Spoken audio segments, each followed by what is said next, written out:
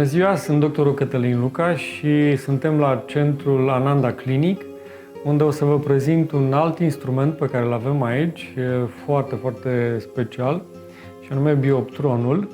El are mai multe funcții, sunt 3 funcții principale, cea de lumină polarizată, cea de hiperlumină polarizată și cromoterapie.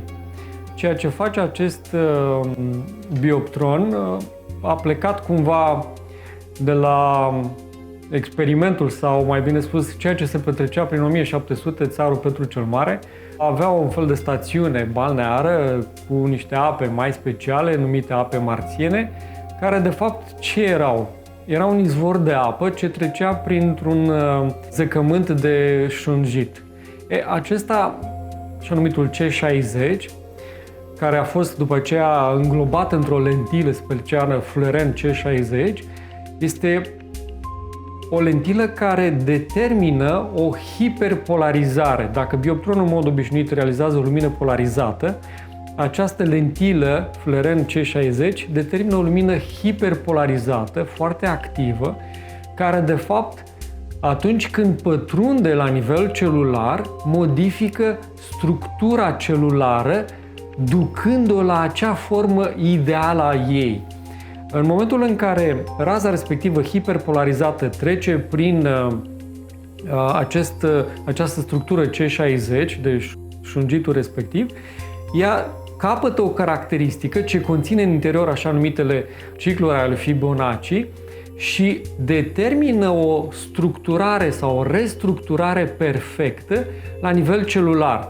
S-au făcut studii, de exemplu, la Institutul Emoto, prin 1994. Aceste studii au fost făcute pe cristalizarea apei și s-a observat că atunci când se emitea acest fascicul hiperpolarizat de lumină asupra apei, apa cristaliza în formă hexagonală, care este de fapt forma perfectă a apei. În momentul în care noi, gândiți-vă, suntem 70% apă, da? Când trimitem un astfel de fascicul în țesuturile noastre, acest hiperfascicul sau lumină hiperpolarizate determină în ființa noastră o aranjare a structurii a moleculei de apă în această formă hexagonală care este perfectă.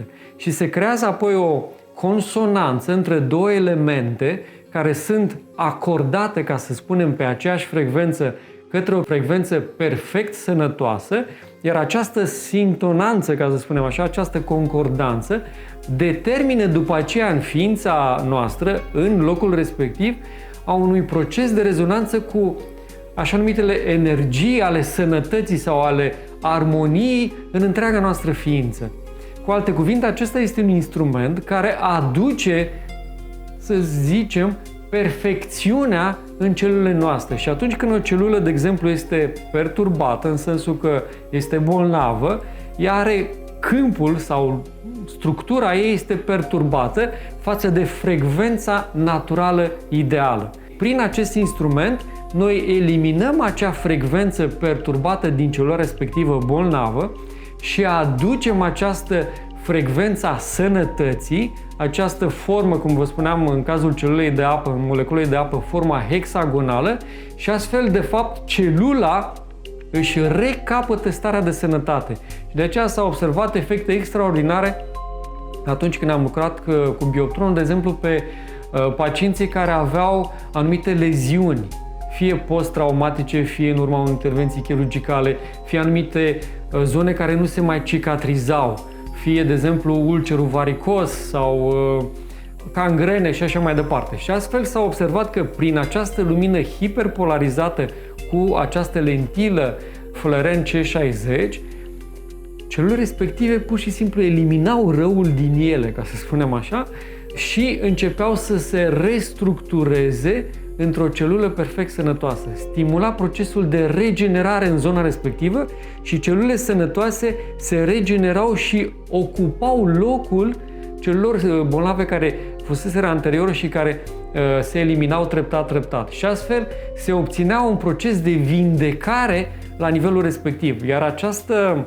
vindecare, această regenerare nu se readresa doar la nivelul pielii, care era evident vizibilă Dar acest proces de regenerare se realizează inclusiv la nivelul structurilor interne, pentru că este un proces non-invaziv de a pătrunde până în profunzimea trupului nostru și să ajungă, de exemplu, la nivelul celulelor hepatice și să determine o însănătoșire, o restructurare sănătoasă a celulelor hepatice și o vindecare a ficatului, sau la nivelul pancreasului, sau la nivelul zonei pelvine, la nivelul uterului, sau la nivelul prostatei, la nivelul creierului. Inclusiv am avut pacienți care aveau probleme la nivelul ochilor, cataractă și multe alte procese degenerative, inclusiv la nivelul corneei, retinei, și prin intermediul acestui aparat se genera procesul de eliminare a structurilor care erau bolnave la nivelul respectiv și o regenerare extraordinară încât ochiul, de exemplu, sau ficatul, sau pancreasul, sau splina, sau chiar pielea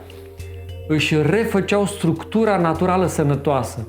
Acest aparat, acest dispozitiv, pe lângă această lentilă Fluoren, mai are și celule colorate, deci cu filtre de culoare specifică, de diverse nuanțe, astfel încât putem, de exemplu, să facem așa numita cromoterapie, o cromoterapie foarte specială, care, de fapt, prin acea lumină colorată, lumina colorată are o anumită frecvență, o anumită polarizare, ajungând la nivelul trupului nostru, în zonele afectate, determină, de fapt, o însănătoșire foarte grabnică.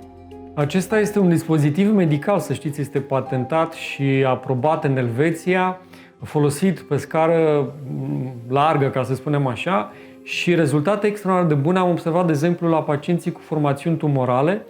Pur și simplu, fasciculul respectiv, hiperpolarizat prin intermediul acestei lentile Fluoren, topește formațiunea respectivă. Sau, de exemplu, la pacienții cu neuropatie diabetică, care aveau diabet, acele ulcere varicoase diabetice, pur și simplu, prin focalizarea acestui fascicul asupra zonei respective afectate, ulcerate, producea vindecarea vizibilă de la o zi la alta. Știți că, acum nu mai este un secret, ființa noastră, pe lângă trupul fizic, are și o structură subtilă, energetică, aura se numește, care are diverse culori, diverse nuanțe. Culorile respective sunt date de caracteristice sau preponderența ființei noastre în funcție de stările pe care le avem, gândurile pe care le emitem, de starea de sănătate a trupului nostru. Și astfel putem, de exemplu, prin citirea acelei aure, să ne dăm seama cât de sănătos este un om și unde sunt problemele de sănătate.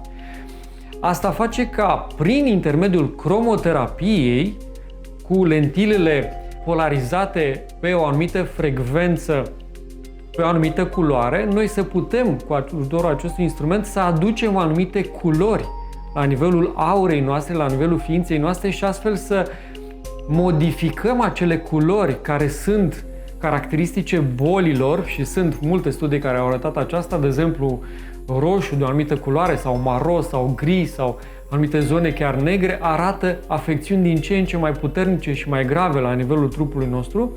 Prin intermediul acestei lumini colorate, cromoterapie, noi putem de fapt să alungăm acele elemente de boală și să aducem sănătatea în ființa noastră, astfel că verdele aduce verdele care regenerează, restructurează, însănătoșește ființa noastră. Albastru vine și determină punctual anumite modificări benefice în ființa noastră, violetul și așa mai departe. Cu alte cuvinte, prin intermediul acestui instrument, cu aceste lentile colorate, noi de fapt îmbunătățim, însănătoșim ființa noastră folosind aceste elemente de cromoterapie.